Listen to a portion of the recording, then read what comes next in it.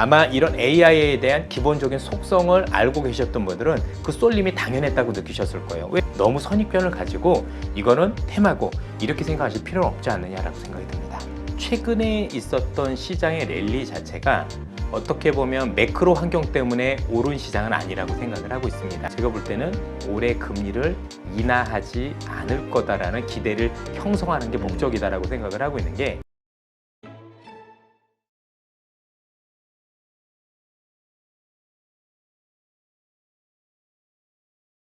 오늘 모신 분은 신한투자증권 영업부의 이선엽 이사님입니다. 안녕하세요. 네, 안녕하십니까? 네, 예. 오랜만에 모셨는데 마침 연준에서 FOMC 예. 결과가 나왔어요. 네, 그렇습니다. 그리고 용어가 참 뭐 매파적 동결 이런 얘기도 나오고 매둘기 뭐 신용어들이 막 나옵니다. 근데 어쨌건 이번에는 금리 동결을 하지만 앞으로 약하게 2번 정도 더 할 수 있다라는 어떤 밑밥을 깔아놨는데 가능성만 깔아놨죠. 네. 네. 이거에 대해서 시장이 그대로 받아들이지는 않는 것 같아요. 일단 한번 어떻게 보시는지 네, 설명해 맞습니다. 주세요. 시장에서는 향후에 2번이 가능하겠느냐에 대해서 고민이 많은 게, 첫 번째는 시기적인 문제가 있습니다. 앞으로 7월을 비롯해서 4번이 있는데 지금 7월에도 할지 안 할지 모르는 상황에서 그 다음에 2번을 더하기는 3번에서 2번 하면 너무 이거 조금 말이 안 된다라는 얘기들이 굉장히 좀 많은 것 같고요.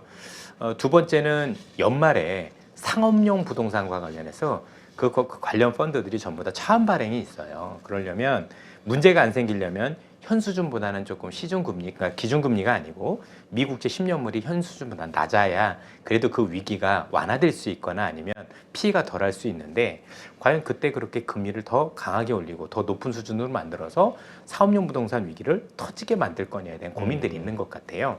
그러다 보니까 오늘 시장에서의 반응은 향후 지표에서 다르긴 하겠지만, 그래 이 정도면 2번이라고 얘기한 건 혹시 사람들이 이로 인해서 혹시 한 번이라고 하면 안 할 수도 있고, 향후에 그럼 이게 조금 약간 우리에게는 거짓 신호를 줘서 이렇게 하겠구나라고 우리가 미리 얘기할까 봐 2번이라는 걸 통해서 완전히 그 금리를 올해 내릴 수 있다는 기대를 차단하기 위해서 한 거 아니겠느냐라고 시장에선 받아들이고 있는 것 같고요. 그래서 네. 시장 전체적으로는 그래 뭐 향후 시장을 놓고 보면 향후에 계속 동결이거나 혹시 한다고 해도 한 번 정도 아닐까라는 정도로 지금 시장에서 받아들이고 있는 것 같아요. 근데 저는 이렇게 생각을 합니다. 연준이 만약에 정말 2번을 올릴 것 같으면, 그러니까 진짜 물가를 잡아야 한다면 제가 볼 땐 차라리 이번에 올리는 게 사실은 더 나은 거죠. 네. 저는 이렇게 비유를 해드릴까 합니다. 마라톤을 뛰고 있는 사람들이 갑자기 멈췄다 또 뛸 수 있을까요? 아니죠. 그렇죠. 이왕 이렇게 왔으면 그래도 효과를 위해서, 즉 나중에 금리를 올리는 거에 따른 긍정적인 영향 또는 부작용을 최소화할 수 있는 방법은 차라리 2번 올릴 거면 제가 볼 땐 이번에 차라리 올리는 게 더 나았다. 그런데 굳이 중단을 해놓고 마라톤 뛰다가 열심히 지금 이렇게 멈춰놓고 나서 다시 올린다라고 하는 게 그게 가능하겠느냐라는 점에서 놓고 볼 때는 오히려 뭐 시장에서는 이런 어떤 모든 것들에 대해서 그래도 많아야 한 번, 그것도 그 가능성이 크진 않고 그래도 동결이 맞지 않겠느냐. 다만 이번에 그 연준이 이렇게 했던 거에 대한 가장 큰 효과는 제가 볼 때는 올해 금리를 인하하지 않을 거다라는 기대를 형성하는 게 목적이다라고 생각을 하고 있는 게, 파월 의장의 그 질문 내용 보면 그런 얘기들이 많이 나오거든요. 인플레이션이 고착화되는 거를 좌시할 수 없다는 얘기를 하는 거 보면 지금 인플레이션이 안 떨어질 것 같아서 걱정하는 게 아니라 향후에 이렇게 떨어졌던 인플레이션이 재발할 우려에 대해서 고민을 하고 있다라고 보여지는 거고, 이런 것들을 감안했었을 때는 연준이 일단 목표했던 바는 이런 것 같다라는 점에서 보실 필요가 있다. 그래서 전체적으로 놓고 보면 향후 지표에 따라서 보긴 해야 되겠으나 연준이 얘기한 2번에 대해서 고지고대로는 믿는 것 같지 않다는 부분에 대해서는 시장에서 여전히 생각을 하고 있는 것 같습니다. 네. 그러니까 지금 현재 이 상황을 놓고 이제 의견들이 분분한 것 같아요. 이제까지 올라왔던 하나의 랠리, 그러니까 요즘 이제 강세장이라고 표현을 하잖아요. 이 강세장이 여기에서 연준의 발표로 정점을 찍을 것이냐, 아니면 이것이 서머 랠리로 계속 이어질 것이냐, 시각들이 있는데 이사님은 어떻게 보세요? 사실 최근에 있었던 시장의 랠리 자체가 어떻게 보면 매크로 환경 때문에 오른 시장은 아니라고 생각을 하고 있습니다. 예컨대 한국 증시 같은 경우는 주로 많이 올랐던 업종이나 기업들을 보면 정책적 효과가 많았다라고 봐야 되겠죠. 예를 들어서 미국이 기존에 있었던 서비스업에서 제조업 중심으로 바꾼다라고 했었던 그 산업의 변화, 그 과정 속에서 IRA법을 통해서 2차 전지, 특히 전기차 시장을 확대하고 그 확대에 따른 수혜가 중국을 배제시킴으로써 한국이 굉장히 강하게 수혜를 볼 수 있다라는 그런 기대 또는 이런 정책의 효과가 시장에 미쳤는데 이게 연준의 금리하고 무슨 상관이 있을까요? 두 번째, 미국 같은 경우도 마찬가지입니다. 미국에서는 지금 다른 어떤 산업들보다도 흔히 얘기하는 인공지능, 생성형 AI가 지금 난리인데 이 생성형 AI는 우리로 얘기하면 신기술의 발전이거든요. 네. 이 신기술의 발전 역시 우리가 흔히 얘기하는 연준의 이런 것들과는 사실 관련이 없다라고 봐야 되겠죠. 물론 이제 이럴 수는 있습니다. 이런 관련 기업들의 어떤 주가 상승이 정말 1, 2년 이상 지속됐고 어마어마하게 많이 올랐다면 모르겠지만 이 정도 오른 것 가지고 연준하고 이 연계시키는 건 저는 아니다라고 생각을 하고 있고 통상적으로 우리가 이전의 매크로 환경에 비해서 매크로 환경과 시장이 달리 움직일 때는 즉 매크로 환경이 안 좋음에도 불구하고 지수가 올랐을 때는 공통적으로 정책적 효과가 있거나 또는 신기술이 등장해서 시장을 바꿔놓을 때였는데 저는 우리나라 시장이나 미국 시장이나 여기에 해당된다라고 보고 있기 때문에 연준의 정책 결정 자체가 현재 지속되고 있는 이 관련 기업들의 주가에 부정적인 영향이나 아니면 또 다른 영향을 미칠 거라 보지는 않습니다. 네. 지금 말씀하신 대로 그 지금 시장을 이끌고 있는 것은 사실 그 엔비디아, 그러니까 사실 챗GPT로 시작이 된 그다음에 엔비디아로 연결되는 이 AI 반도체에 대한 기대감들이잖아요. 그것이 또 사실 우리 한국 증시의 반도체를 네. 끌어올리는 요소가 되기도 했고요. 근데 이 엔비디아가 이제 너무 버블이 낀 거 아니냐라는 시각도 있긴 하거든요. 너무 오르다 보니까 이 부분은 어떻게 보세요? 뭐 사실 버블이냐 아니냐 뭐 굉장히 시각들은 많지만 한 가지 우리 입장에서 볼 수 있는 건 뭐냐면 엔비디아가 왜 올랐는지에 대한 부분을 생각해 볼 필요가 있겠죠.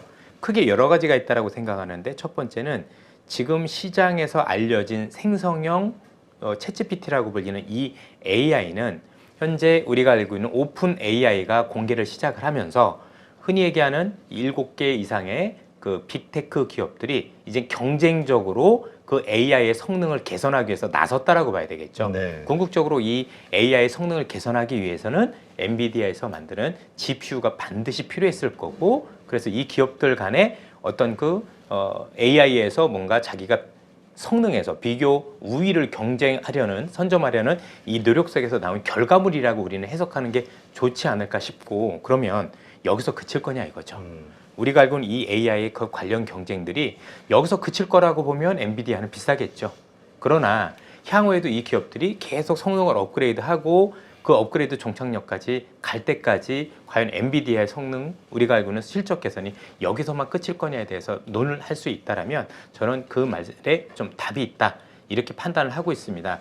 지금 아시다시피 이 GPT와 관련된 챗GPT와 관련된 생성형 AI가 중요한 이유 중에 하나 뭐냐면 이전에 이 플랫폼 관련 기업들이 아픈 기업들을 몇 번 봤기 때문입니다. 대표적인 사례가 뭐냐면 우리 잘 알고 계시는 AP 흔히 얘기해서 우리 OS라고 불리는 휴대폰의 어떤 그 싸움이었었는데 기억하실지 모르겠지만 처음에 이 스마트폰이 나왔었을 때 스마트폰과 관련된 프로그램 iOS도 있었고 애플에 또 안드로이드도 있었고 또 신비안이라는 것도 있었었고 또 뭐 블랙베리도 있었고 많은 것들이 있었지만 결국 이런 것들의 싸움 속에서 결국 살아남은 건 iOS하고 안드로이드 중심으로 네. 재편이 됐잖아요. 아마 이 관련 기업들은 이걸 또 보고 있을 가능성이 높습니다. 그래서 내가 여기서 밀리면 다른 데 복속이 되거나 또는 경쟁에서 밀리면 진짜 기업의 전망이 어려울 수도 있다는 점 때문에 계속해서 제가 볼 때는 투자를 하고 그러면서 전반적으로 성능을 개선시키고 이런 것들이 지금 사실 이번에 처음인 거잖아요. 저 한 번 하고 말 건 아니라고 보여지면 그렇죠. 여러 번 할 수 있다라면 저는 주가가 여기서 끝이라고 보기에는 뭐 비싼 건 사실이지만 그럼에도 불구하고 조금 더 갈 수 있다라고 보는 게 맞지 않을까라는 생각을 가지고 있습니다. 네. 지금 사실 그 관련된 전문가분들은 그 이런 얘기를 하시더라고요. 이제 요 다음에 나오게 될 그 이미지 영상을 중심으로 한 이게 또 한 번의 어떤 그 추진력이 될 수가 있고 그 다음에는 결국 로봇에 들어가는 AI 이것이 이제 또 그 다음 계속해서 이 붐을 이끌고 가지 않겠느냐 그런 어떤 기술적 진보가 지금 그렇게 빠르게 진행이 되고 있다 이런 시각이 있더라고요. 사실 뭐 저희들 입장에서 뭐 AI를 잘 알지도 못하는데 거기까지 말씀드리긴 어렵지만 분명한 건 우리가 최근에 나왔던 챗GPT라는 게 GPT 3.5를 기반으로 했었고 GPT-4부터는 사실 영상 기반이 들어갔던 네. 이미지 기반이 들어갔던 건 사실이거든요. 그럼 우리가 생각했던 것보다 단순히 이제 그 친구하고 채팅하는 어떤 기능에 기치는 게 아니라 이제는 영상까지도 할 수 있는 부분까지 될 수 있다라면 생각보다 활용도가 크다라고 봐야 되겠죠. 그리고 우리가 이제 그 GPT라는 게 1도 있었고 2도 있었고 3도 있었고 이 GPT라는 이 어떤 그 거대한 AI 자체가 발전해 나가는 거 보면 발전에 대한 속도가 1배, 2배 오르는 게 아니라 한 번 오를 때마다 몇천 배씩 발전 속도를 보였다라고 본다면 우리가 생각하는 것보다 훨씬 더 강한 수준으로 우리가 알고 있는 성능이 개선될 가능성이 높다라고 봐야 될 것 같고 그렇게 된다라면 우리 입장에서 보면 이제 쓸 수 있는 거죠. 그렇죠? 단순히 쓰는 게 아니라 사람을 줄여서 쓸 수 있을 정도로 굉장히 성능이 개선된 정도가 아니라 이제 놀랄 정도로 될 수 있을 가능성이 높다라고 보여지고 그렇다라면 그분들의 얘기가 맞다라고 보여지고 이미 저는 로봇에 이미 AI가 들어가 있는 건 우리도 알고 있지 않습니까? 네. 근데 그게 더 개선이 되겠죠. 그렇죠. 예. 아까 이제 말만 하는 게 아니라 이제 영상도 있고 그렇게 된다라면 로봇의 기능도 더 확장이 될 수도 있을 것 같고 그렇게 본다라면 시장에 미치는 영향, 파장이 생각보단 적지 않을 수도 있겠다라는 사실 막연한 우려를 가지고 있는 것도 사실입니다. 네. 근데 그 한편으로는 또 이런 시각도 있습니다. 뭐냐면 그 결국 이러한 기대감으로 확산은 되는데 이것을 응용하는 그 비즈니스에서의 성공 모델이 나올 수 있어야 이게 결국은 쭉 이어질 수 있는데 기업들이 이러한 것을 시스템을 도입을 했는데 그래 돈 버는 거하고 상관이 없네 이런 어떤 데이터가 나오게 되면 이게 또 조금 시들해질 수 있지 않을까 하는 두려움. 이게 사실 저는 그건 기우라고 생각을 하는 게 이미 이 챗GPT 관련해서는 이미 유료화가 됐습니다. 사실 무료 버전을 쓰시는 분이 있고 돈을 내고 쓰시는 분이 있는데 정말 다르거든요. 이미 비즈니스 모델이 되고 있는데 안 된다라고 얘기하는 게 저는 기우라고 생각을 하고 있고요. 길게 봐서 짧은 시기는 아니지만 이런 어떤 AI가 시장에 특히 기업들에 활용되는 방향은 저는 크게 세 가지라고 생각을 하고 있습니다. 첫 번째는 기업들이 이걸 활용했었을 때 비용을 줄일 수 있는 기업들이 있다고 생각을 네. 합니다. 그래서 최근에 미국에서 나오고 있는 많은 기업들 보고서 이렇게 보면 이것 때문에 생산성이 향상될 거다라는 보고서들이 많은데 그 얘기인즉슨 아주 냉정하게 보면 그 기업들이 이걸 활용을 하면 비용을 크게 줄일 수 있을 거다. 우리로 나쁜 얘기를 하면 사람을 줄일 수 있을 거다. 또 업무를 할 때 그 프로세스를 줄일 수 있을 거다. 이건 정말 큰 얘기거든요. 그러면 기업들이 실제 매출은 늘어나지 않는다고 하더라도 이렇게 줄인 비용만으로도 이익은 크게 증가할 수가 있겠죠. 이런 사례가 1995년부터 99년까지 있었습니다. 그 당시에 우리가 알고 있었던 마이크로소프트의 뭐 엑셀 이런 것들이 개발이 되면서 수많았던 그 격리 우리 분들이 굉장히 열심히 하셨던 분들이 주판을 이렇게 하고 있다가 이제 역사 속으로 많이 이렇게 퇴장하는 그런 일들도 있었잖아요. 네. 지금은 그때보다 훨씬 더 강력하다고 봐야 되겠죠. 그래서 첫 번째는 관련 기업마다 이런 프로그램을 응용을 했었을 때 비용을 크게 줄일 수 있는 부분을 우리가 한번 봐야 될 것 같고 두 번째는 이 기업들이 이 AI라는 엔진을 활용을 해서 기존에 있던 사업에 붙였을 때 그 사업이 남들보다 훨씬 더 경쟁력을 가질 수 있는 포인트가 있다라고 생각을 해요. 최근에 의료와 관련해서 의학 분야 쪽에서 이런 기업들이 많이 나타나고 있지 않습니까? 네. 그래서 의학 쪽에서 이런 것들을 붙여서 뭔가 사업을 벌였더니 훨씬 더 그 사업과 관련해서 경쟁력이 있다더라라고 하면 실제 매출이 늘어날 수 있는 부분이 있다라고 생각을 합니다. 마지막으로 요건 아직 나타나진 않은 거지만 최근에 나왔던 이 생성 AI는 훈련법이 같습니다. LLM이라고 불리는 그렇죠? 대규모 언어 모델이잖아요. 즉 트랜스포머라는 이 방식으로 이렇게 하게 되는데 그렇게 됐을 경우 우리가 생각지도 못했던 업종 교배가 가능해집니다. 그래서 이 산업하고 이 산업하고 이게 연결을 시키니까 돈이 되는 걸 GPT가 찾아줄 수도 있습니다. 네. 실제 그런 성능 개선까지도 있다라고 보여지고 아마도 지금 이걸 시청하는 많은 분들께서는 여전히 여기에 대해서는 테마일 거고 뭐 별것도 아닌데 너무 법으로 조정하는 거 아니냐라고 생각할 수도 있을 겁니다. 그런데 정말 공부를 많이 해보면 많이 다르다라는 점을 좀 말씀을 드리고 싶고 뭐 저 말고도 분명히 이 업계에는 별로 없는 것 같은데 그 기술력으로 되게 무장하신 뭐 교수님들이라든가 아니면 이걸 연구하셨던 많은 분들의 어떤 그 영상들이 지금 유튜브에도 많이 있더라고요. 저도 계속 그걸 들어보면서 또 공부해 보면서 많이 찾아보곤 있지만 우리가 생각했던 것보다 훨씬 더 무섭게 다가오고 있다라고 얘기를 하고 있고요. 특히 이번에 샘 올트먼이라고 해서 이 친구가 이제 챗GPT를 만든 오픈 AI의 네. 사장이잖아요. 이 친구가 얼마 전에 한국에 왔었죠. 네. 그러면서 얘기한 것 중에 무서운 얘기를 했습니다. 뭐냐면 기초소득을 줘야 된다. 얘기가 뭐냐면 우리 직장 다 없어질 거니까 그러게요. 사람들한테 돈 주란 얘기예요. 정말 그런 무서운 얘기를 하고 있다라는 거고요. 최근에 이 GPT를 개발했던 개발자들 스스로가 개발을 중단해야 되지 않느냐, 너무 무서워서 이런 얘기를 하고 있는데, 그러니까 이제 피부적으로 느끼는 게 다른 것 같아요. 개발했던 사람들은 이게 너무 무서워서 이런 일이 일어날 수도라고 얘기하고 있는데, 이거를 공부를 안 하고 그냥 이상한 신문이나 이런 데서 얘기한 것만 가지고 단순 테마라고 얘기하는 이 온도 간의 격차가 너무 크지 않느냐. 그래서 최소한 우리 투자자분들께서도 그냥 속단하지 말고 진짜냐 아니냐 볼 게 아니라 그래도 조금 더 공부를 해보고, 야 그래도 공부를 해봐도 별거 없었네라고 하면 그렇게 판단하셔도 늦지는 않을 것 같고, 공부해보니까 그리고 또 많은 것들을 보니까 실제 내가 생각했던 거하고 많이 다르다고 생각하면 그때 주식에 대해서 다른 생각을 가지셔도 될 것 같아요.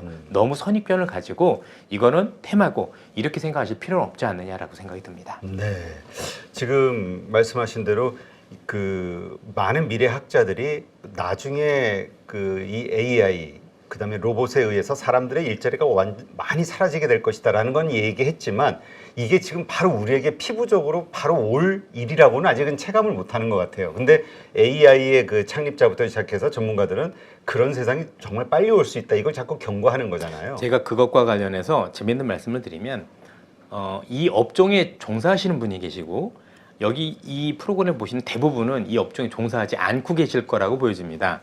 그런데 이것과 관련해서 관련 일을 하고 계시는 분들은 대부분 두려워하시는 분들이 훨씬 더 많습니다. 그런데 이제 우리가 흔히 얘기하는 AI 쪽하고 좀 별개인 분들 같은 경우는 AI 할 수도 있겠죠. 아무래도 뭐 저희 들어오기 전에도 야 우리도 이제는 마사지나 배워서 열심히 해야 되는 거 아니냐. 우리 사람의 손으로 네, 할 수 그렇습니다. 있는 일. 제가 더 유리하지 않을까요? 힘이 더 있으니까. 그렇죠. 힘이 달려서. 네, 저한테 오시면 VIP 쿠폰 드리도록 하겠습니다. 그럴 건데 아마 종사하시는 분들한테 여쭤보세요. 정말 다른 얘기를 하실 거예요. 그리고 이미 미국에선 이와 관련해서 이미 본격적인 해고가 시작됐습니다. 네. 기업별로 해서 뭐 예를 들어서 영상을 편집하는 분들이라든가 아니면 코딩하시는 분들 중심으로 해서는 전체적으로 인원을 줄여나가는 게, 이걸 도입했던 기업 중심으로 이미 나타나고 있거든요. 그래서 이미 나타나고 있는데 그게 나중에 확산이 되면 됐지 줄어들지는 않을 거 아니겠습니까? 그에 대해서 얼마나 확산 속도가 빠른지는 우리는 한번 좀 봐야 될 것 같습니다. 네. 지금 그 AI 이 직접적인 이 확장될 수 있는 비즈니스 외에도 이 반도체와 관련해서 이제 주목을 받는 것 같아요. AI 반도체. 그러다 보니까 사실 불과 3주 전만 해도 한국의 SK 하이닉스, 삼성전자 죽는 소리밖에 안 들렸었잖아요. 재고가 아직도 뭐 몇 조가 있느니 2분기도 적자가 몇 조가 나올 거니 이런 얘기 나오다가 지금 완전히 순식간에 분위기가 바뀌어가지고 신고가 영역으로 지금 달려가고 맞습니다. 있단 네. 말이에요. 이 현상은 어떻게 봐야 될까요? 일단 물론 실적에 비해서 좀 앞서 있는 것은 사실인데 그만한 근거는 있다라고 생각을 해요. 통상적으로 반도체가 갑자기 나른 이유는, 원래는 저도 이 GPT라는 게 없고 AI가 없었으면 재고 감산 효과가 나타나는 시기는 사실 2분기보다도 3분기 가능성이 높을 거라고 봤는데, 여기에 대한 기폭제를 했던 게 엔비디아입니다. 엔비디아가 실적 발표를 하면서 다음 분기 실적에 대한 가이던스를 현재 우리가 예상했던 50%를 더 줬거든요. 네. 야, 그러면 그 정도로 지금 우리가 얘기하는 기업들이, 즉 빅테크 관련 기업들이 AI와 관련 투자에 나섰다는 얘기가 되는데, 재밌는 건 뭐냐면 이 AI에 대한 성능을 개선시키기 위해서 한 가지 해야 될 것 중에 하나가 뭐냐면 서버도 같이 해줘야 됩니다. 흔히 클라우드라고 보통 얘기하는 것들에 대한, 보통 이 AI가 작동하는 데가 클라우드이기 때문에, 그렇죠. 그래서 최근에 오라클도 오른 거잖아요. 그러면 우리가 흔히 얘기하는 GPU에 들어가는, 즉 엔비디아의 GPU에 들어가는 반도체에 대한 수요도 늘어날 수 있겠지만, 요것 때문에 병행이 돼서 서버 투자가 우리가 생각했던 것보다 더 빠르게 진행될 수 있다는 기대도 저는 있다라고 생각을 하고 있고, 최근에 이게 우연인지 아닌지 알 수가 없겠으나 중국에 있는 화웨이가 올해 휴대폰, 스마트폰 판매 목표치를 기존에 2,300만 대, 4천만 대를 올렸습니다. 거의 더블 가까이 올렸네요. 이게 물론 이제 실제화될지는 알 수는 없으나, 우리가 통상적으로 그동안 반도체가 어려웠던 게 서버 투자도 없어, 휴대폰은 스마트폰 팔리지도 않아, 뭐 PC는 옛날에 다 팔려서 없어, 그래서 안 했던 건데, 그리고 기대가 너무 없는 건데, 이와 관련해서 여러 가지 보니까 이게 AI라는 게 발전하기 위해서는 서버도 훨씬 더 이렇게 좀 성능이 개선돼야 되는구나라는 걸 보기 시작을 했고, 또 여기에다가 기대도 없었던 스마트폰에 대한 기대도 조금이나마 살아나니 이런 것들과 연관시켜서 보니 강하게 달릴 수밖에 없었고 특히 구체적으로 들어가서 이런 것들을 하려면 어떤 기술이 필요하고 어떤 기업이 수혜드라라고 구체적으로 찾는 걸 보면 저는 뭐 아직까지는 이와 관련해서 충분히 그럴 만한 이슈가 있었었고 모멘텀이 있었다라고 생각을 하고 있습니다. 네. 그렇다면 직접적으로 이 AI가 이렇게 활성화되고 성장한다라는 전제하에 그러면 지금 일단 뭐 반도체가 바로 수혜주로 떠오르고는 있습니다만 좀 이 수혜를 받을 만한 이런 섹터 혹은 새로운 성장 산업으로 떠오를 만한 섹터 이런 것들이 어디가 있을까요? 우선 기본적으로 보면 사실 한국보다는 미국이 더 낫다라는 얘기는 해드릴 수밖에 없는 것 같아요. 아무래도 이런 관련 빅테크 기업들의 성장이 한국보다는 미국에 있는 기업 중심으로 이루어지고 있는 게 사실이고 한국에서는 이와 관련된 AI 관련 기업보다는 AI의 성능이 극대화되기 위한 하드웨어 중심으로 움직이고 있는 게 사실이기 때문에 약간 시장을 조금 나눠서 보실 필요가 있지 않느냐라고 생각을 하고 있고 참고로 뭐 이미 책도 보신 분도 있을 거고 이 최근에 나왔던 GPT라는 프로그램이 어느 건지도 알고 계시겠지만 GPT라는 이 AI 프로그램을 우리는 이렇게 되겠죠. 초거대 AI 또는 이 친구들과 관련된 모델을 LLM 모델, 즉 대규모 언어 모델이라고 얘기하죠. 네. 이 단어에서 주는 것처럼 대규모 언어 모델, 그냥 우리로 그냥 직관적으로 표현을 하면 엄청난 데이터가 필요한 비즈니스구나. 그리고 이 엄청난 데이터를 돌리기 위해서는 우리가 흔히 얘기하는 장치도 하드웨어도 엄청나게 기존에 있던 것보다 장치가 개선이 돼야 되고 비싼 걸 써야 되는구나라는 걸 알고 계실 거고 당연히 이 엄청난 데이터를 더 비싼 컴퓨터로 돌리려면 엄청나게 딥러닝과 관련해서 비용이 많이 들 수밖에 없겠구나. 결국 그것 때문에 자연스럽게 나온 게 그래 이 비즈니스를 하기 위해서는 돈 없는 사람들은 안 되겠는데 그렇죠. 그래서 최근에 빅테크 몇 개만 움직이는 거고 이걸 우리는 솔룸이라고 봤던 거죠. 그래서 아마 이런 AI에 대한 기본적인 속성을 알고 계셨던 분들은 그 솔림이 당연했다고 느끼셨을 거예요. 왜? 네. 그 기업들 이외에 이 GPT라는 프로그램을 할 수 있는 애들은 없으니까. 그럼 나중에 우리가 보는 GPT 관련 기업들은 이 프로그램의 라이센스를 내고 그렇죠? 내가 여기다 돈 내고 이걸 쓸 테니까 사업을 하는 애 있을 수 있겠지만 이 프로그램의 성능 자체를 개선할 수 있는 건 중소형 기업들이 할 수 있는 비즈니스는 그렇죠. 분명히 아닙니다. 그래서 나타났던 쏠림이었었던 거고 그러면 우리나라에는 아직 그 관련 기업이 잘 보이진 않는 거고 그래서 제가 보기엔 근본적으로 이와 관련해서 뭔가 좋은 기업들을 찾는다라면 아직까지는 AI의 직접적인 수혜주 관련주는 미국에서 찾는 게 조금 더 낫지 않을까라는 판단을 가지고 있고 이 성능 개선과 관련된 기업들은 한국에서도 찾아볼 만한 기업들이 더러 있다라고 생각을 하고 있습니다. 네.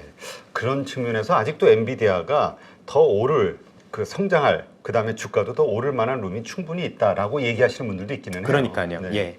알겠습니다.